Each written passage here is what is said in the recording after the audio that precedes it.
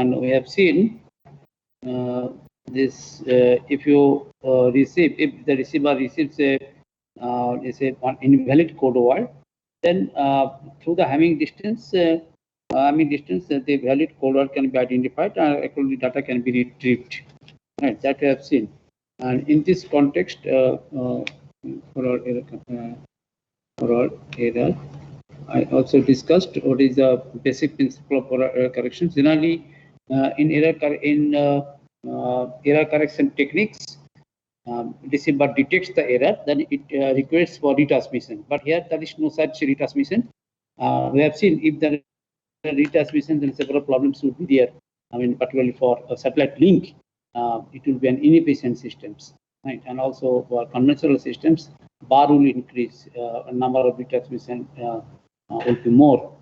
So here, the errors are corrected based on the incoming bits. Based on the transmission bits, error can be detected as well as error can be corrected. But there are some certain limitations. We have seen if you consider the 5-bit code word, then it can detect the errors. A single bit error, it can detect and correct it. It can detect as a double bit error, but it cannot correct it. Right? So that's the principle. In this way, you can, design the block code. You can design the techniques, right? Depending on the number of bits. Well, in this case, something more about it. This block code. I told you this NK generally it is represented NK block code. If it is this, then it represents the K bits. K represents the data bits. And N represents the code word. And N bit code word. It is always, I told you, N greater than K, and N minus K the redundant bits, and N minus K by K, N minus K by K, that is called the redundancy.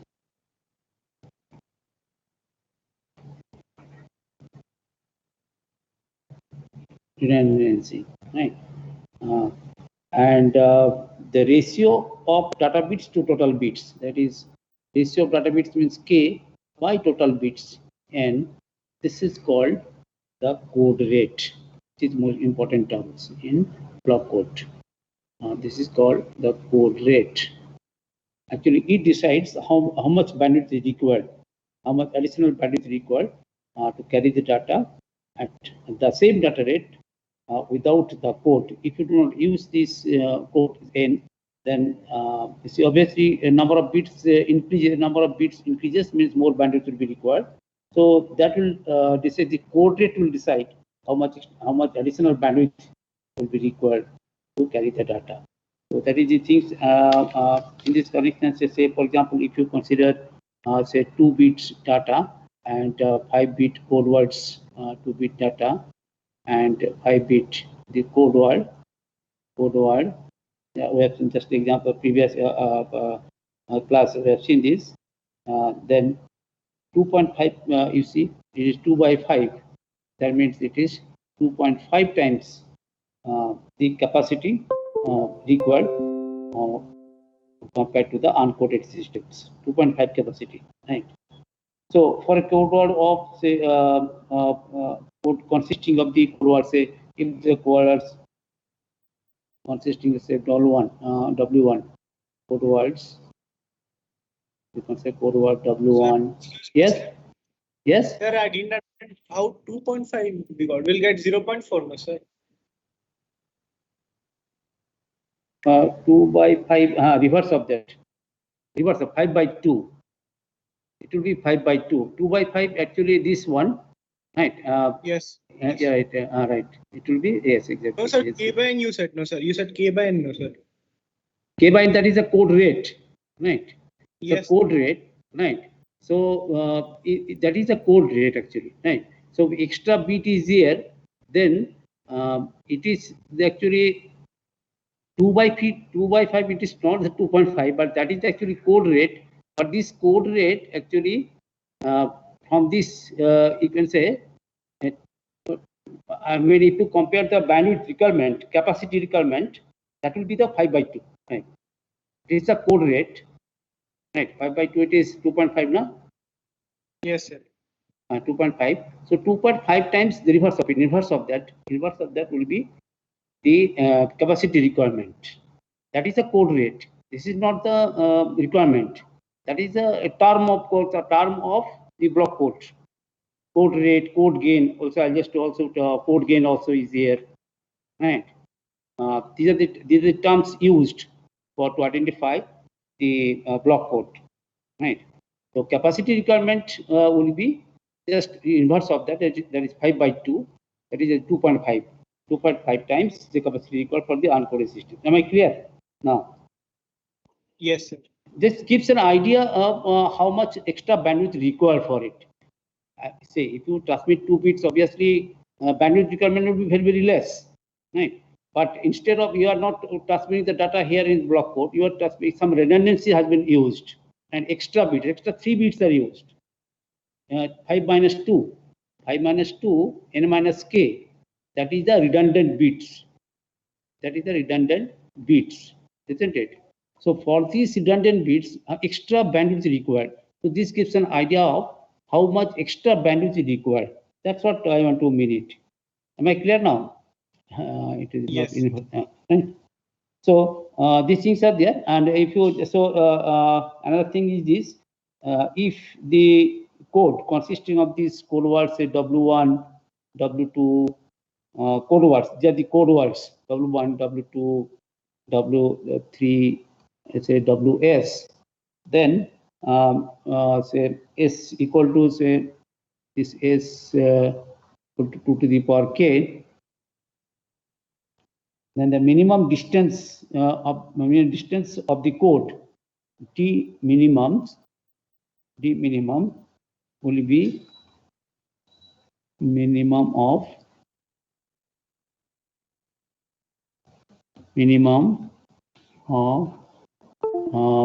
D WI WJ. There's something you can note it. D minimum equal to minimum or I not equal to J. Here I not equal to J. The D minimum of these ones. This is the minimum distance of the code, right? And in this case, if D minimum, if this D minimum, this minimum distance, if it is greater than equal to 2t plus 1, the errors of t is the errors of t bits. If errors are t bits, then code can correct. If d minimum greater than equal to 2t plus 1, then code can correct all up to t bits and including the errors of t bits. Right? Code can correct all errors up to t bits. Right? But if d minimum equal to the minimum distance, if d minimum greater than equal to 2t, then all errors less than equal to t minus 1 bits can be corrected, and errors of t bits can be detected but not corrected. These are the things. These things you can see it. Forogen, you can see BA Forogen. You can see Forogen. This book you can see it Forogen. The two books I am following. One is this Forogen, another is Stallings. Some extension of these things you can see it. So these things are there. So what are the things are to be considered in block code? See, here they got some conditions. For a given value of n and k, we have to have the largest value of d minimums n and k. Number one, for given values of n and k, we'd like to have the largest value of d minimum, right? D minimum. Just what is the d minimum that I have shown it.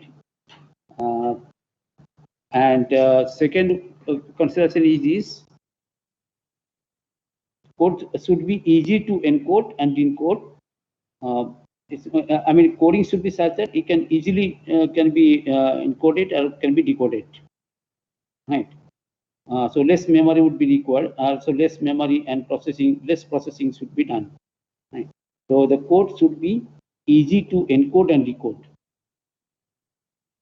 Easy to encode and decode, so that less memory is required and also less processing can be done, right? Number three considerations: number of extra bits, that redundant bits n minus k, that should be small, so that less bandwidth is required. Small, so that less bandwidth can be used, right? Less bandwidth can be used. And number four, the extra bits. Again, the contradiction is that these extra bits n minus k should be large. For reducing the error rate. For reducing error rate. This reducing the error rate. So that these two are contradictions. The conflicts are there. So trade-off must be there between these two. Right. So these things are there. What else? These are the points keep in mind.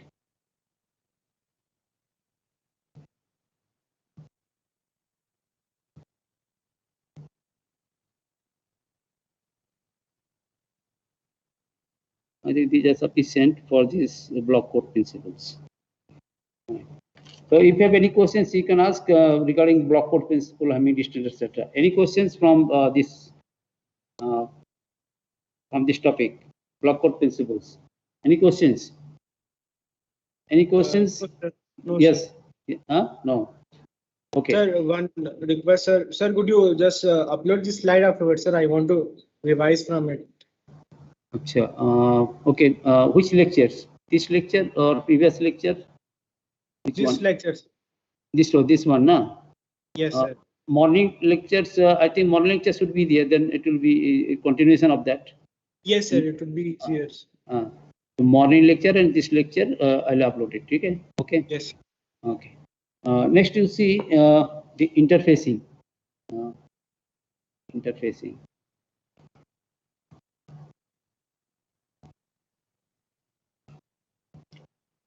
So now we'll see some interface, some standard interface.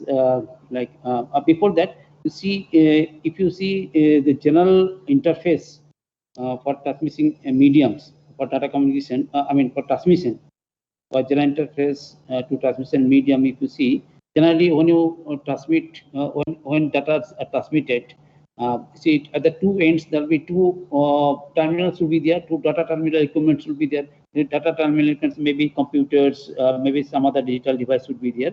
So those are called data terminal equipments, DTE. Apart from this, also there will be data circuit terminating equipment. Those are called DCE. Examples of DCE like modems. Modems would be there. Also, there will be channels. So if you see this general interfacing, interface block of general interface to transmission medium, you see general interface, generic interface. You see generic interface to transmission medium. So at the two ends there will be data terminal equipment. One the digital data. Say here at the one end, digital data.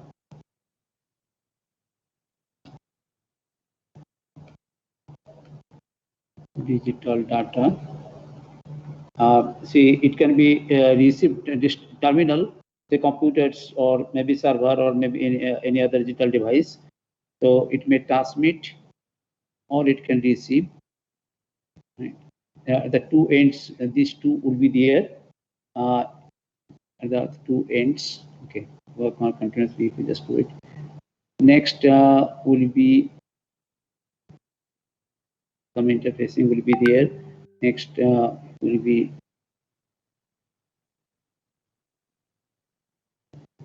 transmission line interface device. Transmission line interface device.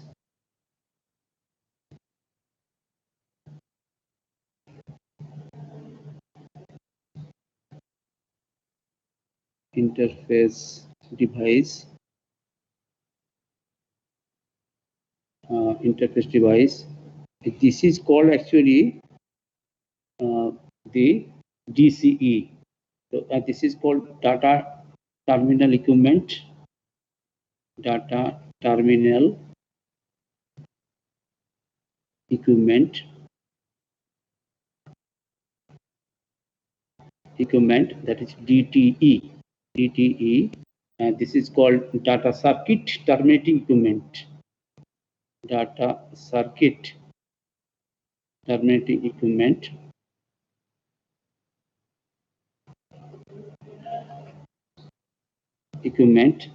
That is DCE. Next will be your transmission channels. So transmission line will be there, and similar things will be there in the other side also. You will have transmission line interface device. This is transmission, same thing, transmission line interface device. And next interchange circuits will be there, and at the other end there will be data terminal equipment, digital data you'll get, so that you get digital data. Digital data, right? Transmitter, receiver. It can transmit, it can receive. Data terminal equipment, DTE. Data terminal equipment, and this is DCE. So at the two end, there will be data terminal equipment. Also, that will be interfaced with this DCE. So this is actually transmission line. Serial transmission. This is transmission lines. Okay. So example, just I mentioned, it can be a computer, like say, can be computer, the computer server. Computer, next that you need some modem. There will be modem.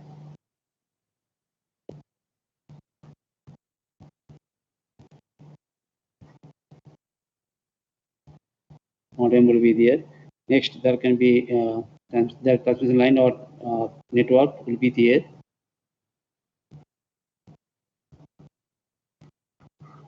Network. Again, this modem will be there. Modem. Other side. Modem will be required.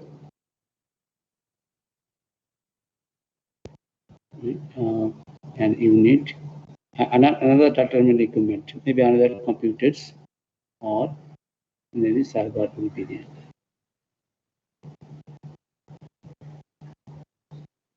Right. So this is the data communication interfacing. So here you see devices. What are these devices which include terminals or computers? These are called data terminal equipments, DTE. Right. And you see this DTE, this they can use transmission systems through the mediation of this device, which is called DCE, right? They can use the transmission line to the mediation of this device, which is called DC, data circuit terminate equipment. So examples, this is nothing but these are the modems in the modem. Modular demodulator, right? So it's a computer data. If you want to transmit it through optical fibers, then you need some modems, or voice telephonic lines. You need modems. The internet modems are used in home users, right? So two modems are required, right? And you see this. What is the function of this DC? DC actually they one side they transmit receive bits from the transmission lines. They're transmitting bits or receiving bits on one side to the transmission lines. The other side, this DC interacts with DTE, right? And for these interactions, actually data and control informations are to be exchanged. So there must be a proper coordination between DTE and DCE. And this is done over a set of wires. These are called the interchange circuits. Interchange circuits. Interchange circuits. Interchange circuits. Right. Interchange circuits. So, and also while establishing this one, these two DCs, these two modems, they must understand each other. That means their encoding schemes would be same as the Manchester coding generally used. This coding should be same. And data rate should also be same for both DCE, for both the DC. Also, you see, DTE, DC, they must interact cooperatively.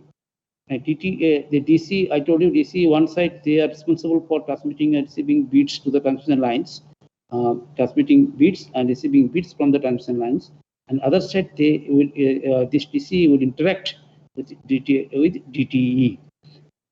So to each this burden on these data processing equipment manufacturers and users, some standards have been developed, right, to specify the exact nature of the interface between DTE and DC. Some standard interface have been developed, right. This interface, they will have four important characteristics. So interface that is used between DT and DC, that interface must have, so interface, they must have four important characteristics, interface characteristics. The four important characteristics, one is mechanicals,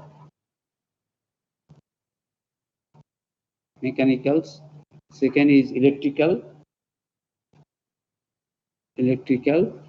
third is functional, and fourth is procedural. Functional characteristics, they just indicate the physical interconnections, physical connections between DTE and DC. There may be male-female connectors. We'll see one interface we'll discuss in details. That is EIA 232. RS232, originally it was RS232. Now it is the sixth version, the EIA 232X. So we'll see the mechanical characteristics indicates the physical connections between DTE and DCE, right? And electrical characteristics, so this is related to physical connections, related to, that is the mechanical characteristics. Now they must be, the connections would be of opposite genders at one end, right? And electrical characteristics, they refer to the encoding schemes, data rate, same voltage level, etc. So they must have same coding schemes, generally NRZ. So this related to electrical related to encoding schemes. They must have same voltage level, same encoding schemes, etc. Right, DTE, DCE, and functional characteristics here. It specify functional characteristics. They specify the functions that are performed by assigning to each of the interchange circuits. There can be different functions that just like functions like we'll see it when you consider this a typical interface. So there are different functions, and the functions are classified in broad categories like say data, control, timing, and ground.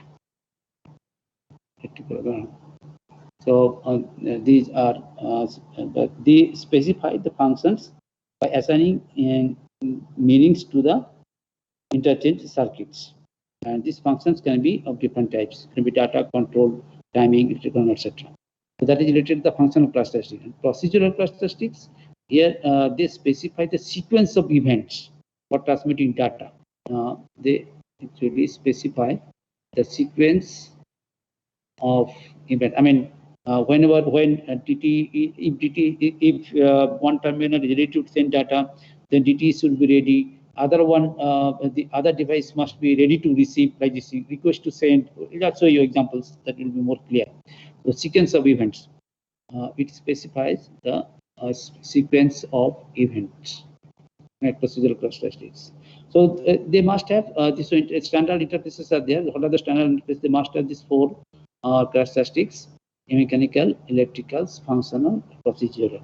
For example, are this widely used interface, that is the ITU-T standards, ITU-T, International Telecommunication Union Telecommunication Standard, ITU-T standard. Interface, it is V24, but it has limited. It has only functional and procedural aspects, and identically, there is another interface is there which covers the four all these four above characteristics, which one, and that is widely used also. That is EIA 232F. 232F. That will Electronic Industries Alliance, Electronic EIA, Electronic Industries Alliance. It's a 6 version. Currently, it is 6 versions. Earlier, it was RS 232. Right? RS 232. Now it is this 6th version, which is EIA 232F. So it covers the. It has these four characteristics: mechanical, electrical, functional, procedurals. Right. And this interface is used to connect DT devices to voice gate modems to use on public analog telecommunication systems. Right. So voice gate modems can be used here with this through this interface. Here I'm just showing these pin connections for this interface. Then I'll just tell you this all the functions just so quickly. You see it. This is the pin connections. It has 25 pin connections are there. 25 pin connections. Here male connector used for DTE port and female connector used for DCE port. So here male connector for DTE, and female connector, it is what DCE, right, for this interface. And here electrical characteristics, all signals are digital here, and here NRZ-L is used. In this case, NRZ-L, and here you see -3 volt plus 3 volt is used. -3 volt it is corresponds to 1, and more positive it is considered 0. Right. So NRZ-L schemes used for this interface. This is EIA 232F. EIA 232F. And you see it here. This is electrical, physical, mechanical characteristics. These things are there. And if you see the functional specifications here, if you notice it here, data signals are there. Which pins are for data signals? You see 2, 3. Transmit data, receive data. 2, 3, and 14, 16. 2, 3, 14, 16. 14, 16. You see 2, 3, 14, 16. These are the data signals. This means for data signals. Data signals. You see it here. For full duplex, you see these two terminals, two pins are used for full duplex, and for half duplex, two secondary. These are the secondary. The secondary data 14, 16. These two are used for half duplex versions. Right. So for full duplex, these two are used, or 2, 3, 2, 3. These are used, and for half duplex, secondary terminals are used. And secondary data circuits are used for half duplex operations. This is 14 and 16.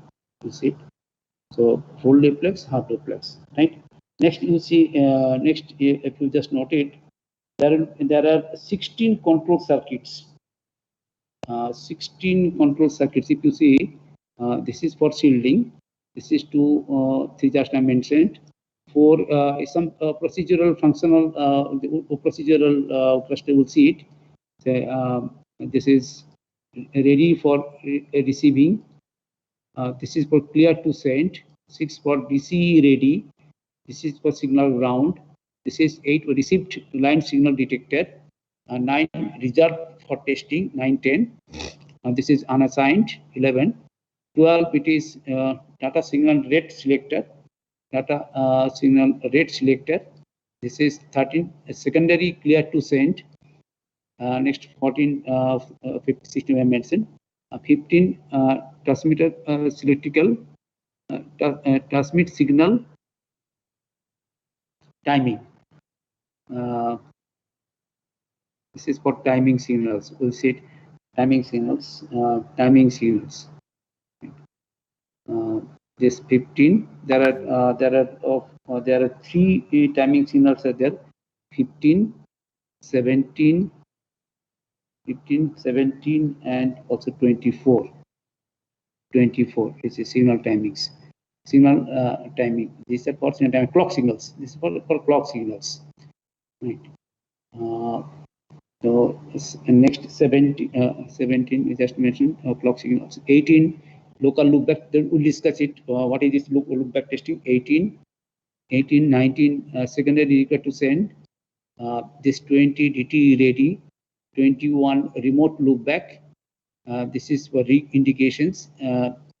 This is for data signal rate selected. This is transmit signal timing, etc. And this is test mode. 25 is a test mode. So if you just see, there will be 16 control circuits will be there. 16 among these 25, 16 control. Just 1 minute. 16 control circuits are there. Control circuits are there, and out of these 16, first 10 related to the transmitting data but primary channels. 10, right? For asynchronous transmission, 6 are used. 6 of these are used. For synchronous, apart from 6, 3 more are used. So the first 10 for transmit data for primary channels, and next 3 for secondary channels. This may be used for reverse channels or for some other auxiliary purpose out of 16. So 10 for primary channels, 3 for secondary channels, and next 3 for loopback testing. That will see it. What is loopback? Loopback testing is used for if some modem is, suppose your connected server is the computer using some modems. 2 modems are there. So if some if the communication ceases, that means somewhere faulty is here. Maybe in the transmission line, maybe in the modems. So you need some testing. So for that purpose, these 3 pins are used: 18, 21, 25. 18 local loopback, 20 volts remote loopback, 18, 21, and 25. These 3 pins are used for one for local loopback testing, another for remote loopback testings. That we'll see next time. Next class we'll see. Okay. If you have any questions, quickly you can ask. Otherwise, next class. If you have any question, you can ask 1 or 2 questions. If you have any question, you can ask. I will upload these lectures and the previous lectures, morning lectures. Any questions? Sir, from which book can we refer this thing, sir? This is for Stallings. Mostly for 90%, you can follow the Stallings, right? Yes. Stallings 7th edition, right? Yes. On the 7th edition, computer networking for 8th edition. This part, fundamental data concept, you must follow 7th edition, right? Yes. And sometimes I mentioned some extra things. When if it's not there, that means those must be in the Farujan, right? Farujan. One more book is a Farujan. It is mentioned in your course profiles. You can Yes. you can see it. Farujan books. Farujans. F-O-R-O-U-Z-A-N. Farujan. B.A. Farujan. Right. That was a nice book to understand everything. But most of the things are not there. And some other things are there which are not in the syllabus. But if some extra things, if you see it in the lectures, those are from Farujans. Now it's okay. Yes. Okay. Just wait 1 minute.